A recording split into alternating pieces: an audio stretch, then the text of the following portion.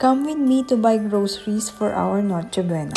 May mga holiday promotions ngayon dito sa West Zone, kaya dito na ako mamimili. Gagawa ko ng fruit salad kasi ang fresh ng fruits dito, ang gaganda pa. Ang fresh din ng chicken, beef, at seafood. Bonus kasi naka-promo sila.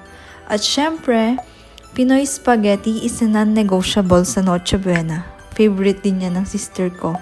Lagi naming binibili yung sweet Filipino style sauce. Hindi rin mawawala yung pansit. Favorite ko naman yan. And for my fried chicken, bibili rin ako ng crispy fry. Naka-promo din yan. Hindi rin guys mawawala yung soft drinks. Holidays naman Next year ng diet.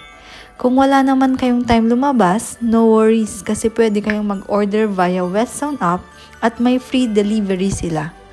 Kayo, ano ang hindi pwedeng mawala sa Noche Buena nyo? Happy Holidays from West Zone Supermarket.